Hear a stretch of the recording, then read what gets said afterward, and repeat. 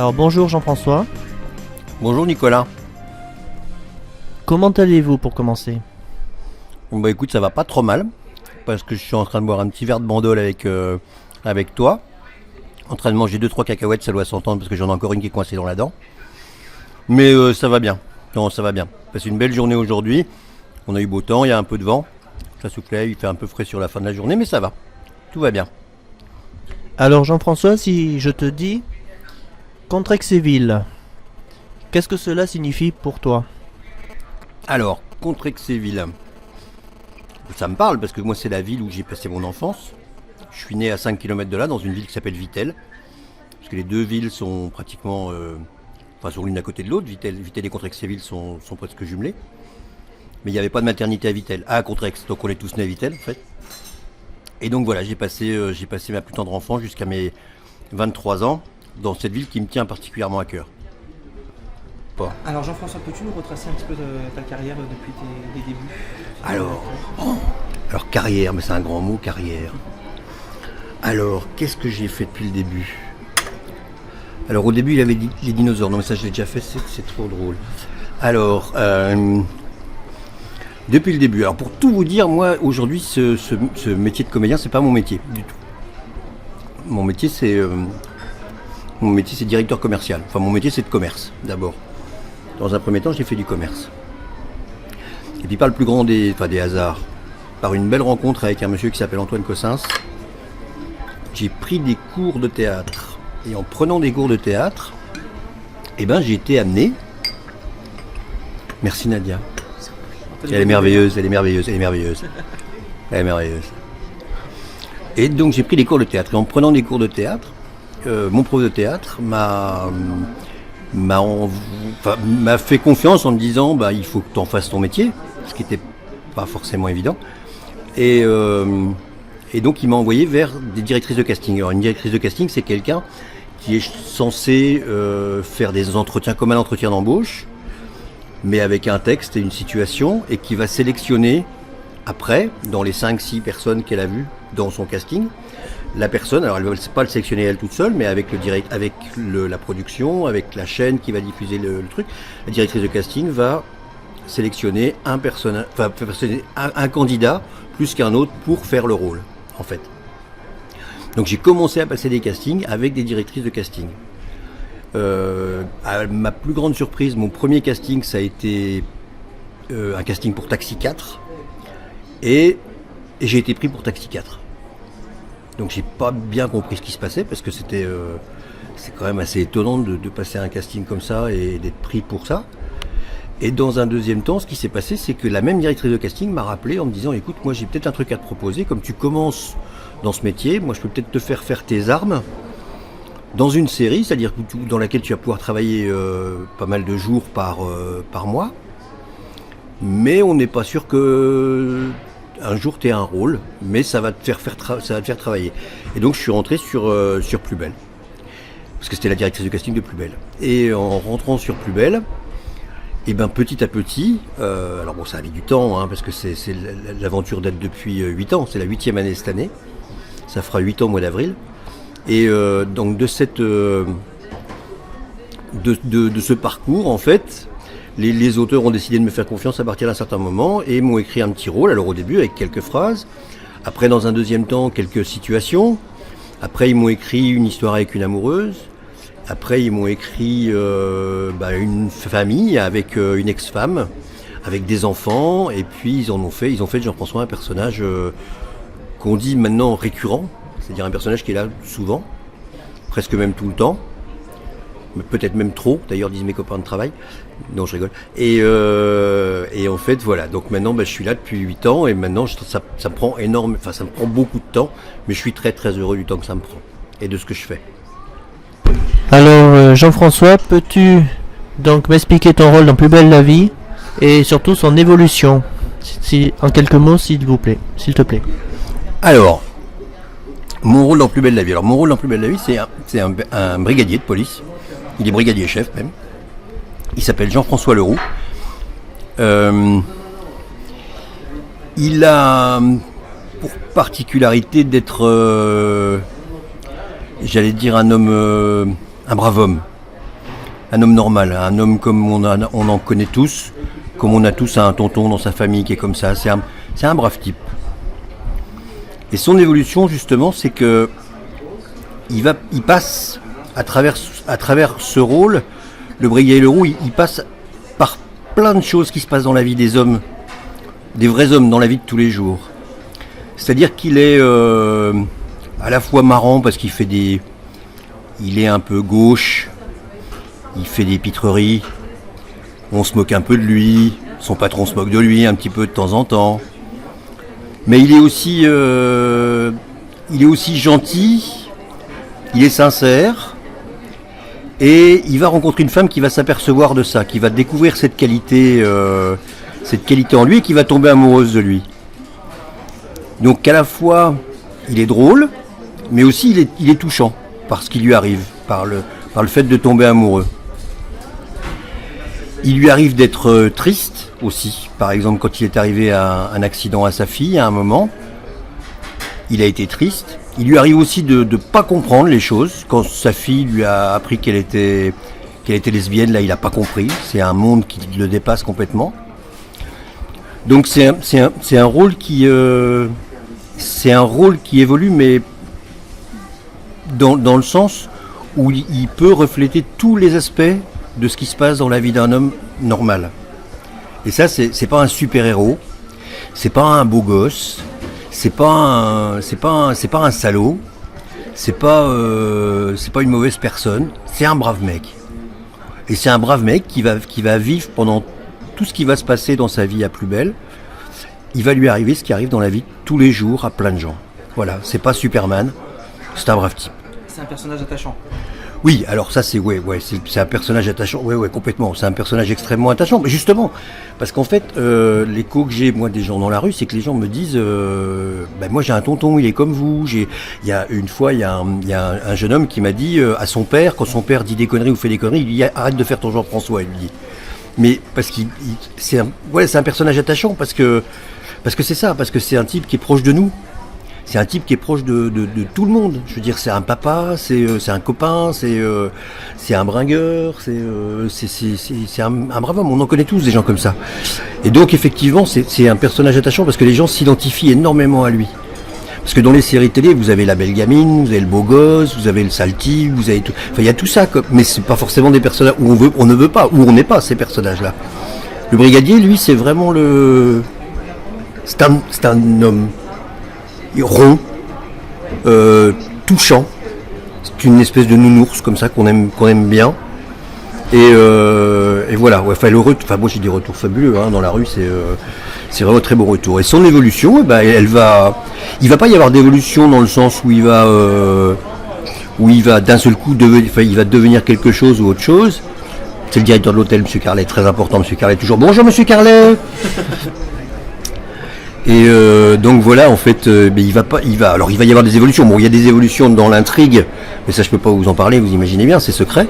Donc ça je vous dirai pas. Je vous laisse regarder, mais ça ça va être très beau. Ça va être très très beau ce qui va arriver.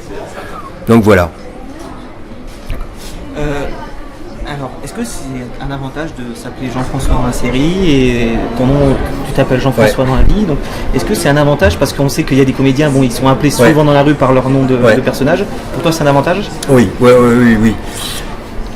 Oui, c'est un gros avantage. Alors il y a pas de hasard. En fait, je m'appelle Jean-François dans la série parce que le rôle n'était pas écrit en fait. Le personnage n'existait pas. Et donc c'est quand ils ont voulu me faire dire 2-3 mots.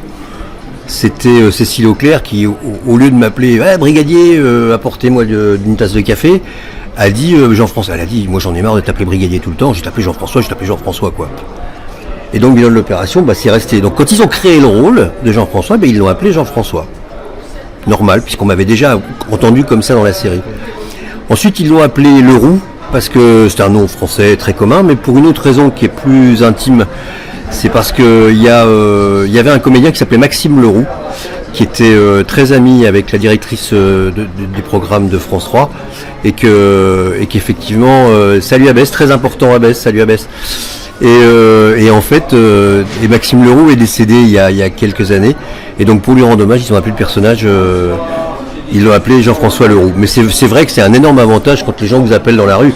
Ils vous appellent, moi, ils m'appellent Jean-François tout le temps, mais c'est mon prénom, donc ça me va bien, quoi. C'est vrai que pour les autres comédiens qui ont fait autre chose avant, ça les énerve un peu quand on les appelle Samia, Roland, Boer, ou voilà, parce qu'ils s'appellent pas comme ça. Et ça, bon, le public le s'en rend pas compte. Quelle est la différence donc entre la série que tu joues régulièrement tous les soirs et le Prime? Ah, ouais, c'est une bonne question. Alors, quelle différence il y a entre... Alors, nous, on appelle ça la quotidienne, ce qui se passe tous les soirs. Et effectivement, un Prime, c'est un regroupé de 4 épisodes, ou 2 x 2, qui va durer 1h30, enfin, qui vont durer 1h30, plus exactement, comme un film. Et il y a une différence entre, effectivement, ce qu'on appelle la quotidienne, qui est diffusée tous les soirs à 20h20, et un Prime. Alors, la différence, elle réside dans la façon de travailler. C'est-à-dire que pour un Prime, on a le même réalisateur pour les 4 épisodes et que on est dans des conditions de téléfilm. C'est-à-dire qu'on va tourner beaucoup moins vite, on va prendre beaucoup plus de temps pour faire la lumière, pour filmer les décors, on va mettre beaucoup plus d'action, on va mettre beaucoup plus de choses comme ça. Alors que la quotidienne se déroule pratiquement toujours dans les mêmes décors, c'est-à-dire un coup Mistral, un coup commissariat, un coup... Et que c'est très huilé. Donc par exemple, pour vous donner un exemple, sur la quotidienne, on va tourner de minutes utiles, c'est-à-dire utilisables, diffusables dans la journée, on va tourner entre 20 et 25 minutes par jour. Alors que quand on fait un Prime, on tourne de minutes utilisables par jour au maximum 8 minutes. Donc ça va mettre beaucoup plus de temps pour réaliser les 4 épisodes du Prime que pour faire la quotidienne. Donc pour faire un Prime, on va prendre 3 semaines, 4 semaines, alors qu'un épisode de la quotidienne peut être bouclé dans une journée. Donc c'est beaucoup plus confortable de tourner un Prime, parce que c'est plus confortable, c'est plus tranquille, on a moins de pression. Et on fait plus attention à l'image, on fait plus attention à la lumière, tout ça. Donc c'est plus joli. Non, vous pouvez. Non, vous pouvez, il n'y a personne. Allez-y. Voilà, donc c'est la différence entre les deux, Nicolas. Ok, d'accord. Et entre les comédiens, vous entendez assez bien Ah oui. Ah bah, les comédiens, oui. Bah, il y a certains que vous connaissez depuis longtemps. On se connaît depuis longtemps, puis on est ensemble. Bah, on vit à l'hôtel ensemble. Je veux dire, on va manger le soir ensemble. On est ensemble tout le temps, et c'est vrai que c'est une famille, quoi. C'est une vraie troupe. Ça s'apparente à une troupe. C'est une troupe de théâtre qui a une équipe de cinéma ou de téléfilm, quoi. C'est vraiment. On s'invite au mariage les uns les autres. Je veux dire, on est. Ouais, non, vraiment, il y a un vrai lien, hein. Je veux dire, il y a Franck Sémonin qui se marie, qui a joué Nebou. Moi, j'ai reçu mon invitation pour y aller. Je veux dire, enfin, vraiment, c'est toujours, on fait des pots ensemble. La dernière fois, on est parti manger ensemble, on était 8 à table. Non, c'est vraiment une belle famille, c'est une très jolie famille. Avec Poubelle, ce qu'il faut leur donner, avec Poubelle, il faut leur donner, quand on fait d'autres projets, il faut qu'on demande aux autres projets qui nous donnent un plan de travail extrêmement rapidement. Tout de suite, pratiquement. Si on est pris, dès que moi j'ai l'aval en me disant c'est bon, c'est toi, j'appelle l'approche, je leur dis donnez-moi un plan de travail, au moins un pré-plan de travail. Et on donne à Poubelle les jours d'indispo. Et on dit à Poubelle, voilà, on a marché sur Bangkok le 5 juillet. Donc on bloque généralement un jour avant, un jour après. Mais on le fait avec 1 mois et demi d'avance. Donc Poubelle, ils peuvent se débrouiller, se caler, quoi. Après, si c'est des gros projets, là c'est beaucoup plus compliqué. Là, faut dire à Poubelle, je suis pas là pendant 3 semaines, 1 mois. Ça, c'est compliqué. Alors Jean-François, je voudrais que tu me parles donc des films que tu as fait, mis à part Plus belle la vie, bien sûr, parce que je vois dans l'Italien avec Admirad et Taxi 4. Est-ce que tu peux m'en parler? Oui, alors bon, j'ai la chance de pas être, de pas avoir été marqué sur le rôle de Plus belle la vie tout de suite, puisque mon rôle a été une progression. Donc j'ai pu faire plein de choses à côté. Donc je dois être à 32 ou 33 films et téléfilms depuis que j'ai commencé, donc depuis 8 ans, ce qui est beaucoup, ce qui est énorme. C'est dû au fait que les directrices de casting sur Plus belle la vie se sont succédées, et ces directrices de casting, quand elles ont besoin d'un type qui a 40, 45 ans, 50 ans. Et ben, il y a un jour ou un jour et demi de tournage, il m'appelle et donc, bilan de l'opération, je fais plein de petits trucs à côté. Alors bon, tu as cité Taxi 4, c'était mon premier. J'ai fait l'Italien avec Cad, où il y a une très jolie scène avec Cad. Je viens de retrouver Cad Merad et Gérard Jugnot dans le prochain film d'Olivier Barou, qui va s'appeler On a marché sur Bangkok, où là j'ai de nouveau une petite scène avec Cad et Jugnot. J'ai tourné avec Olivier Barou son deuxième film dans le Sud qui s'appelle Les Tuches, où je fais un personnage très drôle qui est un huissier qui s'appelle Le Tétard. Donc ça c'est drôle à faire. J'ai fait aussi alors j'ai fait le Mac avec José Garcia, où là je me retrouve la tête dans une pizza. Ça c'était drôle. Ensuite là je viens de faire un film avec Kev Adams et Franck Dubosc qui va s'appeler Fiston, qui va sortir là, tout juste là. De ce qui est passé au cinéma il n'y a pas longtemps, il y a un film qui s'appelle Les Invincibles avec Gérard Depardieu et Atmen Khalif. Ensuite en film télé, là je viens de terminer, j'ai fait une journée sur une série qui s'appelle Candice Renoir qui va passer sur France 2. J'ai fait un très joli film de Philippe Malval qui s'appelle Mortel été. Denis Malval, pardon, qui s'appelle Mortel été. J'en ai fait pas mal, quoi. Je veux dire, j'ai la chance de bien bosser à côté. Là, je viens de passer un casting cet après-midi, donc, ça va vraiment. J'ai beaucoup de chance. Je continue à toucher du bois, mais voilà, j'ai fait plein de petits trucs à côté. Bon, c'est jamais des très gros rôles, hein. C'est des petits rôles d'une journée ou deux, mais ça permet de rencontrer plein de gens, de jouer plein de trucs différents, et c'est super plaisant. C'est vraiment bien. T'as des projets, tu dis que tu fais des petits rôles, mais c'est quand même dans des films importants Ouais. qui marchent. Est-ce que tu as des projets pour des rôles un peu plus importants peut-être à venir? Alors, on t'a déjà proposé des choses ou... Non. Alors en fait, ce qu'il faut savoir, c'est que malgré la décentralisation, la France est quand même très jacobine, c'est-à-dire qu'on est encore très cantonné à Paris. Et qu'effectivement, moi j'habite dans le sud, j'habite à Sète, donc à partir du moment où vous n'êtes pas sur Paris, vous êtes, je dirais, voué au second, troisième, quatrième, cinquième rôle. Les premiers rôles, et ça c'est pas prêt de changer encore, sont castés à Paris. Ce qui est en train de changer, c'est que des rôles importants, mais second rôle, commencent à être castés dans le sud. C'est-à-dire on commence à faire confiance aux comédiens, aux techniciens, aux directeurs de casting qui sont dans le sud. Donc j'ai pas de projet en termes de projet véritable, c'est-à-dire de savoir ce qui va se passer demain ou après-demain. On a des espoirs, mais à côté de ça, moi j'essaie de faire attention de pas me perdre dans autre chose. C'est-à-dire quand je fais un jour ou deux à côté, j'empiète pas sur mon agenda de Plus Belle. Je mets pas en péril ce qu'ont écrit les auteurs pour moi sur Plus Belle. Je dérange personne parce que j'arrive à générer les agendas et que je me dis que si demain matin il devait y avoir un truc qui me soit proposé, je dirais aux auteurs de Plus Belle, vous m'oubliez pendant 3 mois. Et ça, et ça, effectivement, je cite souvent un comédien qui s'appelait Dominique Zardi. Dominique Zardi, ça vous dit rien, mais si vous verriez sa tête, vous sauriez qui c'est. Dominique Zardi est un second rôle du cinéma français qui a fait 500 films. 500 films. Quand un comédien très connu fait dans sa carrière 70 films, 75 films. Dominique Zardi en a fait 500. Personne ne sait qui s'appelle Dominique Zardi. Mais moi, je voudrais faire Dominique Zardi. C'est-à-dire que moi, ce qui m'intéresse, c'est de faire mon métier, de rencontrer des gens et de faire plein de choses. Parce que le risque, c'est de faire un jour un grand truc et le lendemain matin de plus rien faire. Tu vois ce que je veux dire?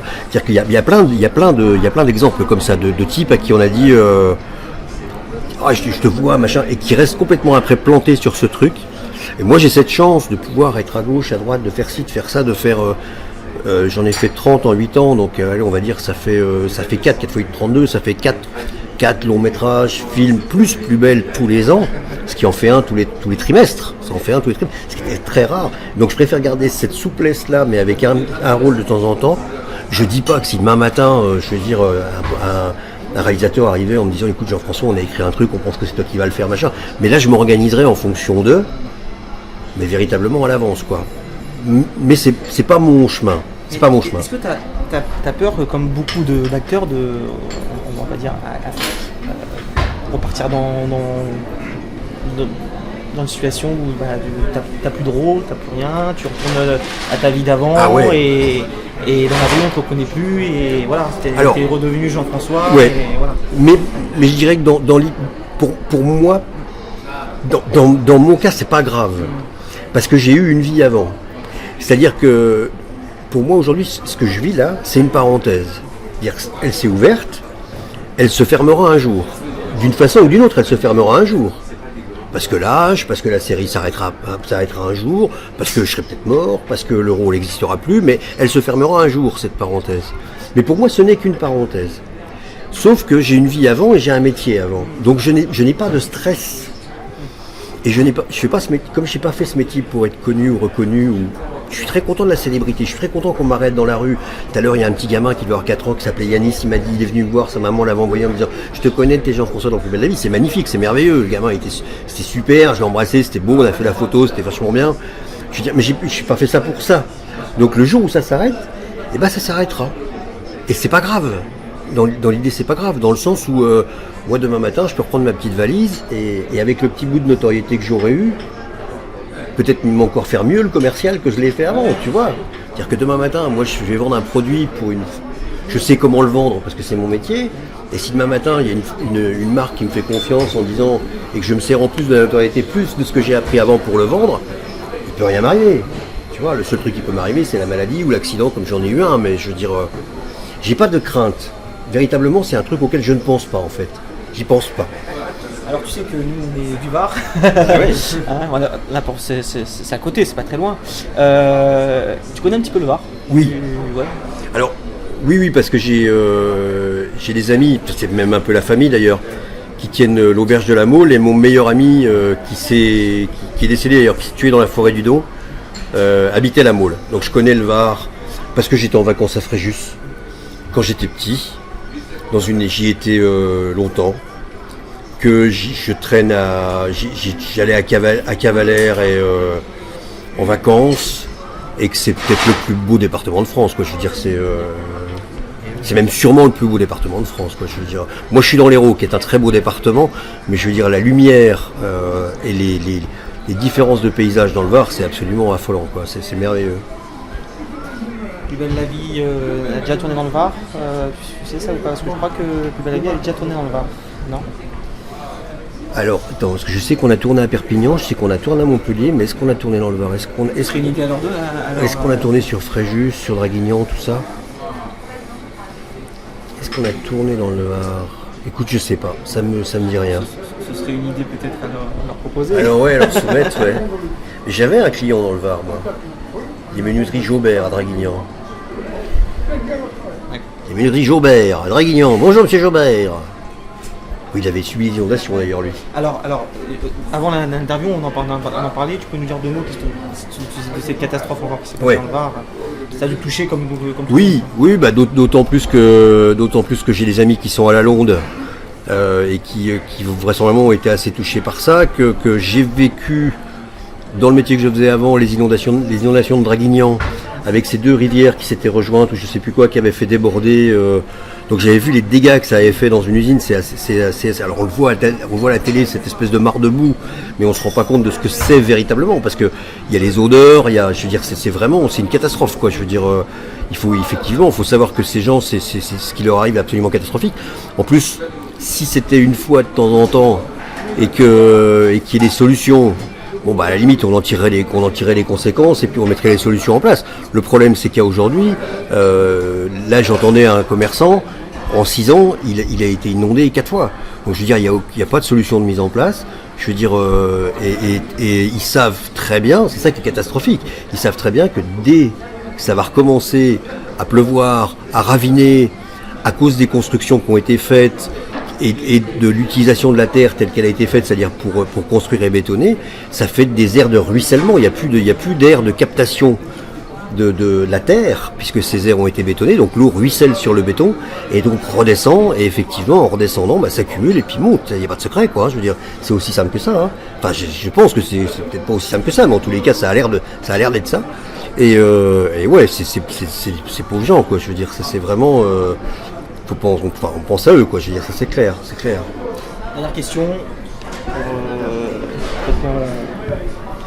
Qu'on doit souvent te poser en interview. Que veux-tu dire à tous ces jeunes qui aimeraient faire ton métier, aujourd'hui qui galèrent à essayer de passer des castings, qui sont souvent pas pris, souvent on leur dit non, peut-être une fois sur 100 on leur dit oui.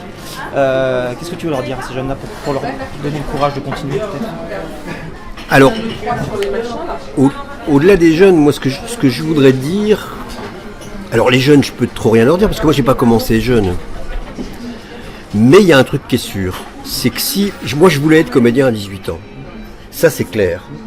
Je suis monté à Paris pour être comédien, j'ai quitté mes Vosges pour être comédien. J'ai commencé à faire de la figuration, j'ai fait des romans photos dans des magazines, et puis ça marchait pas. Et puis j'avais une famille, il fallait gagner sa vie, et puis que la vie par-dessus, elle fait que faut payer votre loyer, mais il faut pas perdre ça, il faut garder ça dans un coin de votre tête. Alors si vous êtes jeune et que vous commencez, croyez-y et travaillez. Travaillez, refusez rien, bossez. Et puis si ça vous est pas arrivé tout de suite, faites confiance à la vie, gardez votre rêve à l'intérieur de votre petite tête, et puis à un moment si les astres sont gentils avec vous, ça vous arrivera comme ça m'est arrivé à moi.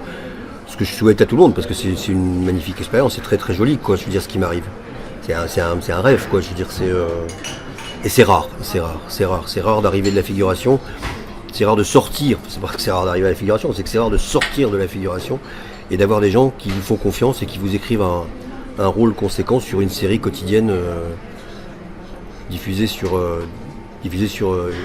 France 3. Jean-François, merci beaucoup.